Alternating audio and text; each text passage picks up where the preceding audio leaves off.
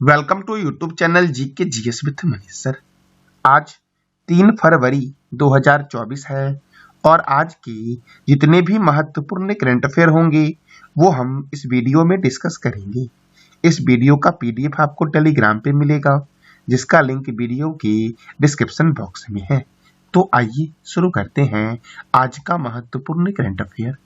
आज का पहला प्रश्न है, भारतीय तटरक्षक दिवस कब मनाया जाता है? तो यह 1 फरवरी को मनाया जाता है भारतीय तटरक्षक दिवस। साथियों देखो, इंडियन कोस्ट गार्ड का हेडक्वार्टर कहाँ है? नई दिल्ली में। इसकी स्थापना कब हुई? तो 1 फरवरी 1977 को इसकी स्थापना हुई थी और इसके डायरेक्टर जनरल कौन है? राकेश पाल। साथियों, भारतीय तटरक्षक बल को समुद्री तस्करी से निपटने के लिए बनाया गया था। साथियों, 2 फरवरी को मनाया गया है विश्व आर्द्रभूमि दिवस। क्या मनाया गया है? विश्व आर्द्रभूमि दिवस। और विश्व आर्द्रभूमि दिवस का थीम था इस बार आर्द्रभूमि और मानव कल्याण। क्या थीम था? आर्द्रभूमि और मानव कल्याण। साथियों देखो, 2 फरवरी 1971 को कैस्पियन सागर के तट पर ईरानी शहर का नाम क्या था? रामसर में वेटलैंड्स पर कन्वेंशन को अपनाने की तारीख को चिन्हित करने हेतु यह दिवस मनाया जाता है 2 फरवरी को। साथियों, विश्व आर्द्रभूमि दिवस पहली बार साल 1997 में मनाया गया था। अगला प्रश्न हमारा है, उंगलई थेरी उंगल ओरिल। क्या साथियों? तो उंगलई थेरी उंगल ओरिल योजना की शुरुआत किस राज्य सरकार ने की है? तो उंगलई थेडी और उंगल ओरिल योजना की शुरुआत की गई है तमिलनाडु के द्वारा। किसके द्वारा साथियों? तमिलनाडु के द्वारा। साथियों, कर्नाटक की राजधानी है बेंगलोर और बेंगलोर में इसरो का हेडक्वार्टर है। महाराष्ट्र की राजधानी है मुंबई और मुंबई को बोला गया है भारत का प्रवेश द्वार। साथियों, तेलंगाना की राजधानी है हैदराबाद और हैदराबाद में है बेगमपेट हवाई अड्डा। साथियों, जहां पर विमानन समारोह 2024 जो हुआ था वो बेगमपेट हवाई अड्डे पर ही हुआ था। साथियों तो देखो, ये जो उंगलई थेडी उंगल ओरिल पहल है ये क्या है? तो इसका मतलब है आपके दरवाजे पर सेवाएं लाना, और यह शुरू किया गया है तमिलनाडु के मुख्यमंत्री एम.के. स्टालिन के द्वारा। तो तमिलनाडु की राजधानी क्या है? चेन्नई। तमिलनाडु के गवर्नर कौन है? आर.एन. रवि। तमिलनाडु के मुख्यमंत्री कौन है? एम.के. स्टालिन। यहाँ पर राज्यसभा साथियों 18 है और लोकसभा 39 है। तमिलनाडु में परियोजनाएं जो है वो कौन सी परियोजनाएं हैं? तो एक है कुंडा परियोजना जो कुंडा रिवर पर है, दूसरा है मेटूर बांध कावेरी नदी पर, और तीसरा है पिल्लूर बांध भवानी नदी पर। अब जानते हैं साथियों तमिलनाडु के नेशनल पार्क और वन्यजीव अभ्यारण्य को।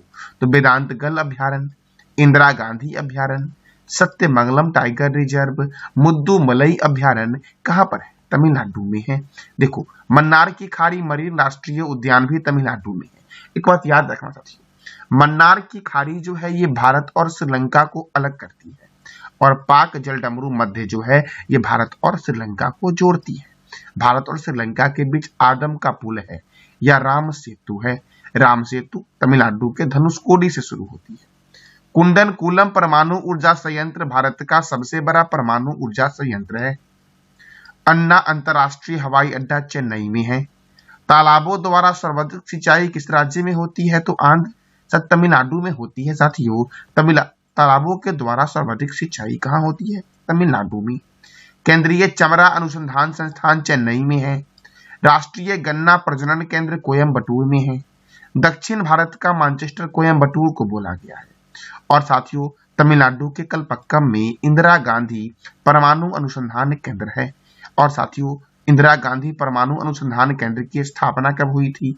1971 में साथियों, और 1971 में ही बांग्लादेश आजाद हुआ था। अच्छा, इंदिरा गांधी अंतरराष्ट्रीय हवाई अड्डा कहाँ है ये बताना है कमेंट बॉक्स में आपको। एम.ए. चिदम्बरम स्टेडियम चेन्नई में स्थित है जिसकी स्थापना 1916 में हुई और यह भारत का दूसरा सबसे पुराना स्टेडियम है। भारत का सबसे पुराना स्टेडियम है कोलकाता का ईडन गार्डन स्टेडियम जिसकी स्थापना हुई थी 1864 में। साथियों ईडन गार्डन स्टेडियम कहाँ है? कोलकाता में। और एम.ए. चिदम्बरम स्टेडियम कहाँ है? चेन्नई में। साथियों अगला प्रश्न हमारा है टैरी, TRAI के नए अध्यक्ष कौन बने हैं? तो इसके अध्यक्ष बने हैं अनिल कुमार लाहौटी। कौन बने साथियों? TRAI के नए अध्यक्ष तो अनिल कुमार लाहौटी बने हैं। साथियों इसका फुल फॉर्म क्या होता है?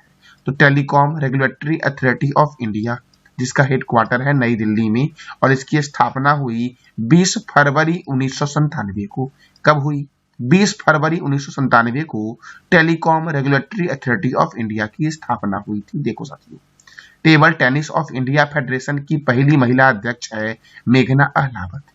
भारत के मुख्य सूचना आयुक्त हैं Hiralal Samaria. Asian cricket council के चेयरमैन है जय शाह।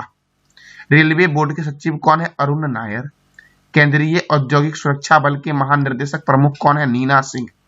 भारतीय कुश्ती महासंघ के अध्यक्ष कौन है? तो संजय सिंह है।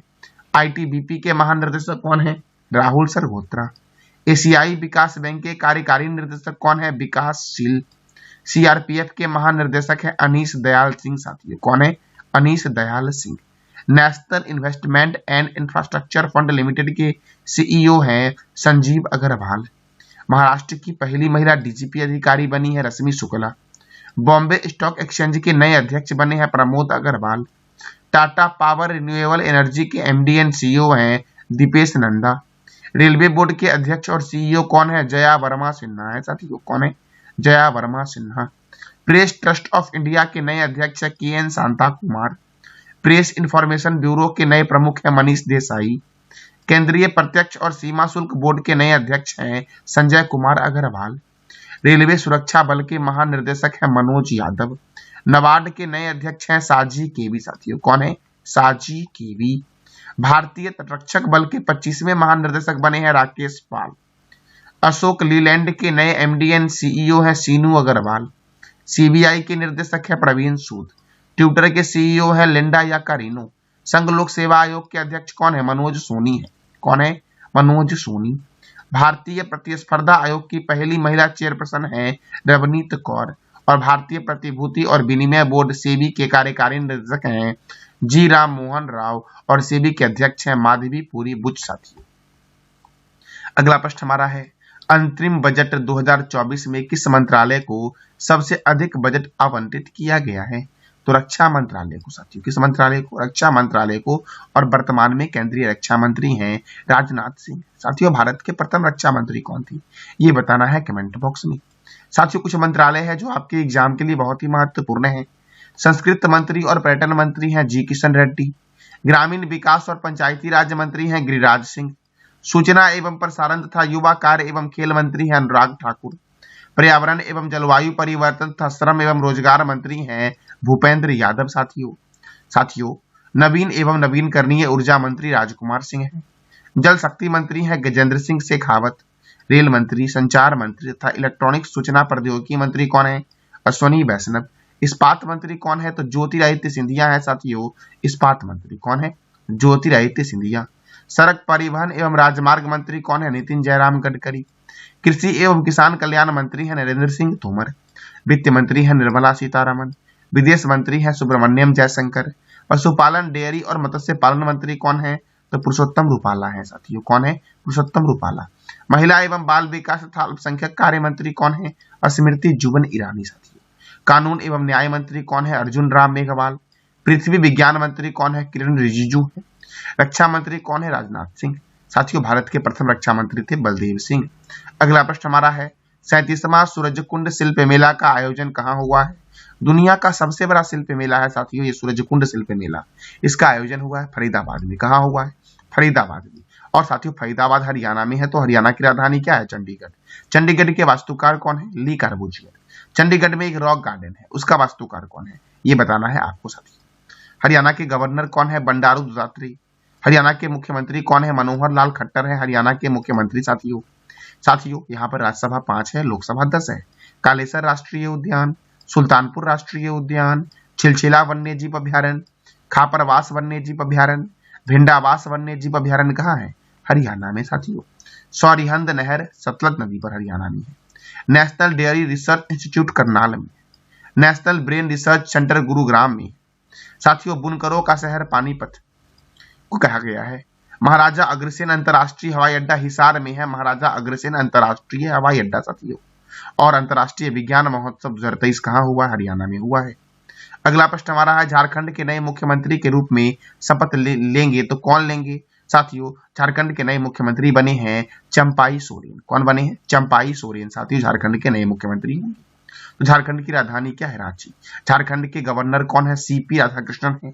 और झारखंड के मुख्यमंत्री कौन है? चंपाई सोरेन साथियों झारखंड की स्थापना हुई थी 15 नवंबर 2000 को, और यहाँ पर राज्यसभा 6 है, लोकसभा कितना है? तो 14 है साथियों। पलामू अभ्यारण्य कहाँ है? झारखंड में। बेतला राष्ट्रीय उद्यान झारखंड में है। पालकोट वन्यजीव अभ्यारण्य झारखंड में है। दालमा वन्यजीव अभ्यारण्य और पारसनाथ वन्यजीव अभ्यारण्य कहाँ है?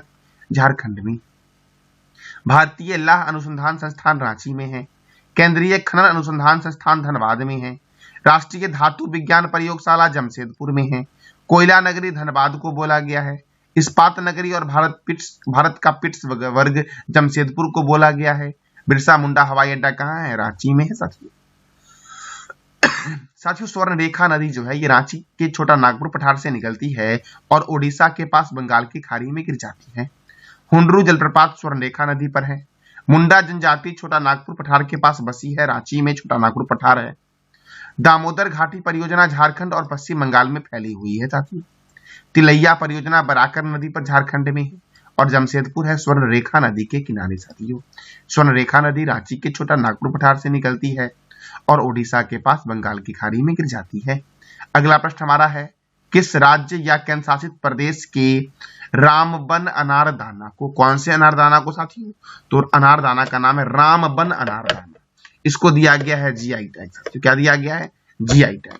तो साथियों यह है जम्मू कश्मीर का रामबन अनारदाना जिसको दिया गया है जीआई टैग। जीआई का फुल फॉर्म होता है जियोग्राफिकल आइडेंटिफिकेशन अर्थात भौगोलिक संकेत। साथियों सबसे पहले ये दिया गया था पश्चिम बंगाल के दार्जिलिंग के चाय पत्ती को दिया गया था। दार्जिलिंग के चाय पत्ती को सबसे पहले जीआई टैग दिया गया था और अभी दिया गया रामबन अनारदाना को जीआई टैग जो जम्मू कश्मीर का उत्पाद है साथियों। तो साथियों देखो, जम्मू कश्मीर में डांची ग्राम अभ्यारण्य है और किश्तवाड़ राष्ट्रीय उद्यान है।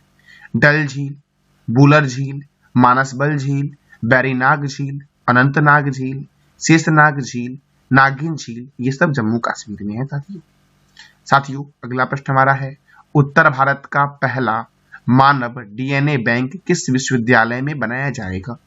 साथियों ये बनाया जाएगा बनारस हिंदू विश्वविद्यालय में। कौन से विश्वविद्यालय में? बनारस हिंदू विश्वविद्यालय में। और साथियों लाल बहादुर शास्त्री अंतरराष्ट्रीय हवाई अड्डा जो है ये कहां पर है? तो ये वाराणसी में है साथियों, लाल बहादुर शास्त्री अंतरराष्ट्रीय हवाई अड्डा। दिल्ली में साथियों कौन सा हवाई अड्डा है? तो दिल्ली में है इंदिरा गांधी अंतरराष्ट्रीय हवाई अड्डा साथियों। और इलाहाबाद का नया नाम क्या है? प्रयागराज। क्या नाम है? प्रयागराज। और पटना का प्राचीन नाम है पाटलिपुत्र साथियों ये था आज का आपका महत्वपूर्ण करंट अफेयर जानकारी। साथियों अच्छी लगी तो आप कमेंट बॉक्स में साथियों अवश्य देना फीडबैक कि आपको ये जानकारी कैसी लगी।